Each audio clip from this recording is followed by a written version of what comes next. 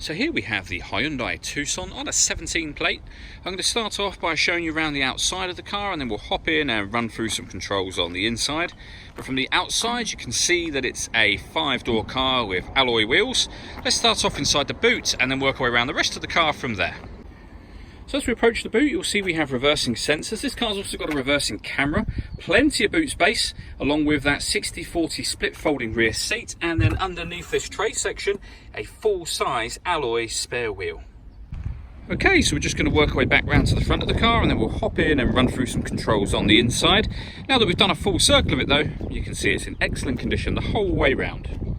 Just briefly before we climb in, I think it's what we're seeing the interior from this exterior point of view. There's plenty to run through on the dashboard, so let's hop in and we'll do that right now.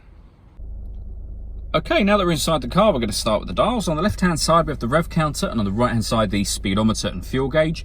In the middle you can see the total miles of this car, which are 12,759. Currently we have a digital readout for the speedometer being displayed above that, but you can change that information for various bits of fuel economy, and there are other menus available as well, from satellite navigation to various vehicle systems, audio, user settings, and then back round to the beginning again. To make those changes, as I just was, you need to use these buttons just here. We've also got cruise control and speed limiter on the right hand side there, and on the left hand side of the steering wheel we have stereo controls, as well as the ability to answer and end phone calls. That is of course once you paired your phone up, and that is done over on the central screen just here. Hit the phone icon and follow instructions on screen. When it comes to radio in this car, you can see we have FM, AM and DAB. If you want to listen to your own music, you can do. Just hit the media button. Nothing is connected or inserted at the moment, but you can connect up a USB device, an auxiliary device. You can also stream music wirelessly via Bluetooth audio as well. So plenty of ways to listen to your music. This car's also got satellite navigation. There's a full video showing how that works on both our website and our Facebook page. And if I pop the car into reverse, you'll see we have a reverse camera as well, with guidelines showing you what direction the car is headed in relation to the image that you see on the screen. Working our way down, we have dual zone climate control, so you can adjust the passenger and driver temperatures, the fan speed up and down. From here you can determine where you'd like the air to be distributed. When you're happy with all of those settings, this button turns the air conditioning off in this case, or back on again. Or you can hit auto, and the car will maintain those temperatures by taking control of the fan speed, and you'll hear it doing that in the background now. To override that, simply readjust the fans to whatever level you want them on. This car's also got driver and passenger heated seats, both with 3 different heat settings each. Underneath that, we have 2 12-volt charging sockets, USB and auxiliary device, as I mentioned before, the gear lever for the fully automatic gearbox, and then these buttons just here. So this one, firstly, turns off the parking sensors. This turns off the stop and start. This car is designed to cut out when it is stationary in traffic to save you fuel. So that system is now off. And these two, if I show you up on the main dial area here, that green indicator that's just come on the right hand side has let us know that we've just turned on the downhill brake control. And that's now off again. And you can put the steering mode and the driving mode in sport or normal. All that leaves me to say is thank you for taking the time to watch this video. If you'd like to come and see the car in person and have a test drive, please feel free to call any of our MJA sites. We'd love to hear from you soon.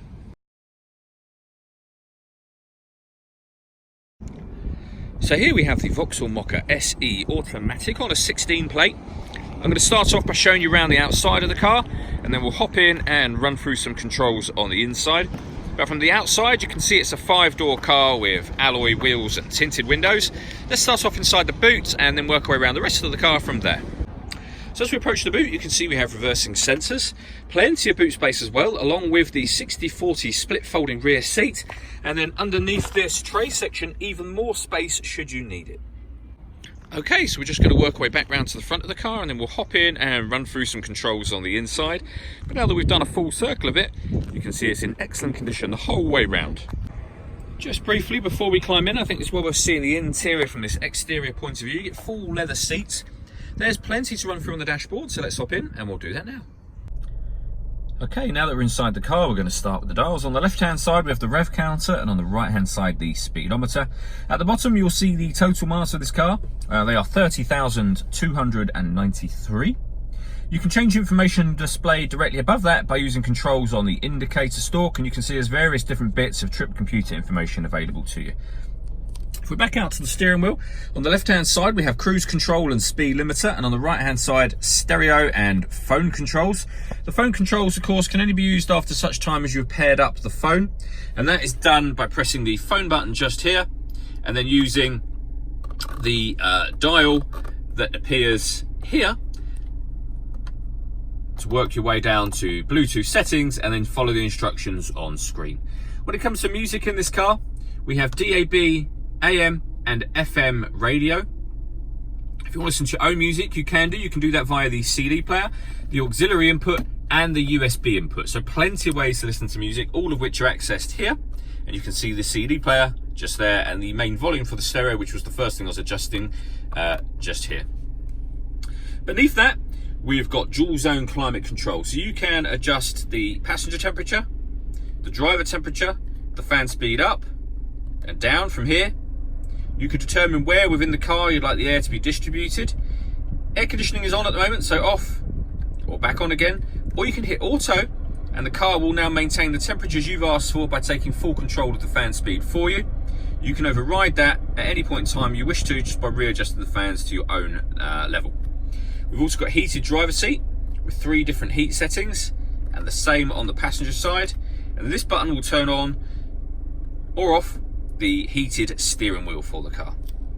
Beneath that button turns off the parking sensors. We then have auxiliary and USB inputs, as I mentioned, for your music. A 12-volt charging socket underneath that cap. The gear lever for the fully automatic gearbox, and the plus and minus button on the top of that gear lever is so that you can change gear manually up and down should you wish to. All that leaves me to say is thank you for taking the time to watch this video.